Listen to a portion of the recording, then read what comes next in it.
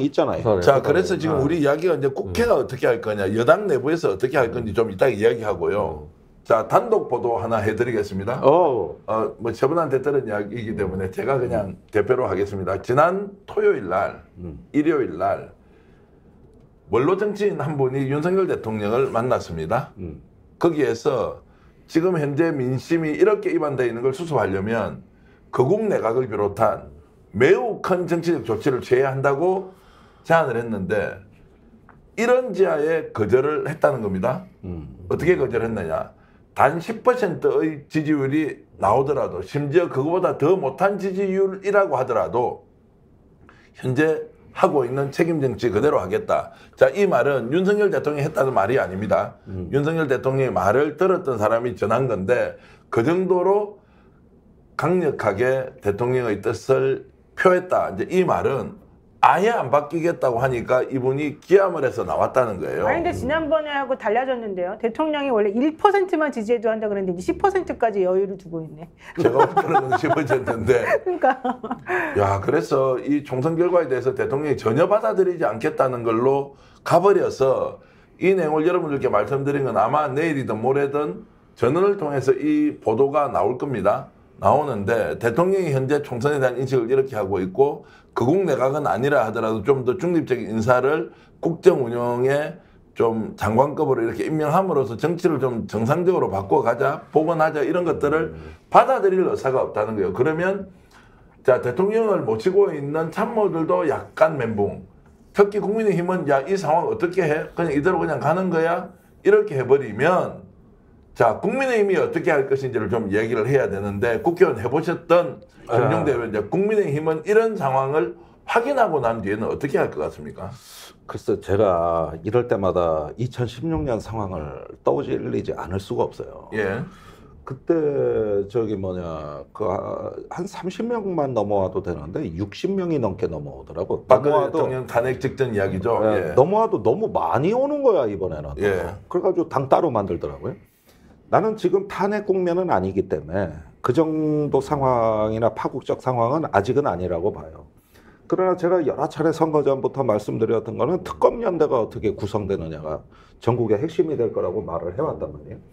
그러면은 지금은 최상병 특검이 일단은 선거 못지않게 또 하나의 분수령이 될 거라고 봅니다. 일단은 법안이 통과되는 데 문제가 없는데 대통령이 거부권을 행사하고 그 다음에 이제 며칠 남았는가를 계산을 해봐야 된단 말이에요. 근데 일단 통과될 때조차도 어떤 그 저쪽에서 넘어오는 표수가 최소한 2자릿수가 된다. 그래서 200표를 이제 넘어서는 상황이 된다 그러면은 이제 대통령은 버티기가 힘들어요. 적어도 다른 건 몰라도 특검 정국에서는 완전히 이거는 무너진 정권이라고 봐야 된단 말이에요. 그리고 지금 대통령은 거국 내각인의 인적쇄신보다 최상병 특검에 대한 단속이 더 급해요. 네. 지금 일단 단기적으로 다음 주 상황이 이번 주가 그런 거죠. 그러니까 일단은 거기서 나가는 표 단속하기 위한 조치가 일단 먼저 실행이 될 거다.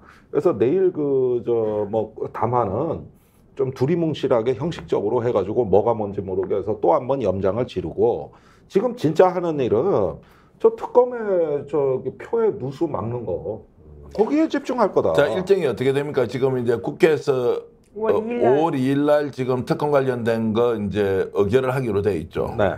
자, 그러면은 이때 200명이 넘어야 되는. 아니요. 180 180석도 아니야. 과반만 넘기면 돼요. 넘기면 이제 대통령실로 가서 다시 제2요구 거부권 행사를 하느냐 마느냐 이거죠. 그 다음에 이제 제2 표결을 할 때는 3분의 2. 그렇죠. 제적의 3분의 2. 자, 그러면은 대통령은 이거를 지금 이제 국회에서 의결을 하면 1차로 과반 의결을 했습니다. 예. 그러면 며칠 만에 지금 보름입니까? 그게 2주입니까? 15일인가 뭐 그래요. 그렇죠. 그러면은 결국 21대 국회에서 이 문제는 제2의결까지 그냥 가는 거네요. 그러니까 제2의결까지 가느냐 마느냐 하는 것도 그러면 5월 2일 날 표결을 했다고 칩시다. 예. 그리고 이제 통과했습니다. 정부에 보낼 거 아니에요. 예. 그러면 15일인가 뭔가가 있다. 예. 그러면 그 다음에 15일을 꽉 채워서 그것이 리턴할 거 거부권이 아닙니까? 예. 됐다고 치자고요. 그러면 5월 중순 아닙니까? 예. 그러면은 여기서 또 본회의를 잡아야 된다고요. 예. 이제 이때가 힘겨루기의 마지막 순간이 되는 것이죠. 근데 그게 네? 중요한 이게 게 마지막 순간. 만약에 대통령이 거부권을 행사해가지고 제의를 하게 되는 상황이 오잖아요. 그럼 이번에는 국민들이 가만히 있질 않죠. 아니 국민의힘부터 우선 그러면은 국민들이 가만히 있지 않기 때문에 국민의힘 의원들 중에 이제 내가 노선을 정확히 정해야 된다라고 하는 사람들이 이제는 행동으로 옮길 수밖에 없어요. 지금 총선 끝나자마자 벌써 여러 명이 지금 공개적으로 나는 이걸 지지한다, 이거 털고 가야 된다라고 얘기를 하는 상황인데 거부권 행사해버리면 완전히 난리가 나는 상황이 될 거 아니겠습니까? 우리가 지금 거부권 때문에 사실 192석까지 받은 거라고 네. 사실 봐야 돼요. 그런 상황에서 이번에 참패 원인이 대통령에게 있다고 생각하는 국민의힘 의원들은 당신이 그렇게 자기 식구들에 대한 내지는 본인 관련된 문제점 때문에 거부권 행사해서 우리를 이렇게 엉망으로 만들어 놓고 또 거부권을 행사해? 라고 하면서 이제는 이 친윤, 친한 그리고 내지는 이제 중진들 이 사람들 간의 힘겨루기가 엄청나게 세진단 말이에요. 오늘 한동훈 비대위원장 그만두고 나니까 국회 앞에 화환이 쭉 늘어섰대잖아요. 한동훈 사랑이요 다시 돌아와요. 그 얘기는 한동훈 비대위원장 파가 지금 이제 슬슬 움직이고 있다는 얘기가 되고요. 대통령이 이거를 더 이상은 자기 마음대로 꺾을 수가 없다는 얘기가 되거든요. 그래서 제가 봤을 때는 이번에는 무조건 통과할 수밖에 없는 구조다. 아니 그런데 여기서 이걸 봐야 돼요. 이게 특검이 되면은요 대통령실을 압수수색 안 할 수가 없어요. 예. 지금 이게 단순히 특검이 통과되느냐 아니냐 문제가 아니라 이 최상병 특검의 성격, 내용 그 자체가 이게 무시무시한 거란 말이에요. 저번에 이종섭 대사는 그 선에서 막느냐 아니면 거기서 무너지느냐가 대통령실로 이제 그 수사의 칼날이 들어오느냐 막느냐의 마지막 뚝이었단 말이에요. 근데 이 뚝이 지금 반쯤 무너진 거고, 그리고 호주 대사에서 오는 순간 지금 금이 가고 있는 거거든요. 그러면 여기에서 이제 특검이 됐을 때 지금 그 중에 그 대통령실에 한 명은 국회의원이 됐고, 그 다음에 나머지 참모들 보면은 이제 현직에 있는 사람들은 주로 그 영전돼서 나가 있고, 그 다음에 한 명은 낙선해서 천안에 있단 말이에요. 그러면은 이분들이 일차적인 다 소환 대상자들입니다. 저 이종섭 대사 포함해 전부 다 소환 대상자고, 근데 빠져나갈 방법이 없는 게 증거물이 너무 많아. 이게 통화 기록 지금 하고 그다음에 문서로 나온 게 뭐냐 하면은 장관이 그 국방부 조사본부에다가 이거 직접 지시하면서 뭘 빼라 넣으라 한 게 기록이 나와 버렸고, 그다음에 포렌식 한 거에 그 임성근 사단장 그 정식 출근했냐 하면서 그 보직 해임 그거 막는 후속 조치까지 우즈베키스탄에 가서 장관이 직접 한 거거든요. 그러면은 이게 특검이 보면은 한 중후반부쯤이면은 이제는 몸통이 대통령실로 바뀝니다. 아니 게다가 이게. 이번 특검의 특징은 특검 내용 중에 하나가 뭐냐면 포괄적으로 뭐든지 조사할 수 있다 이렇게 되어 있어요.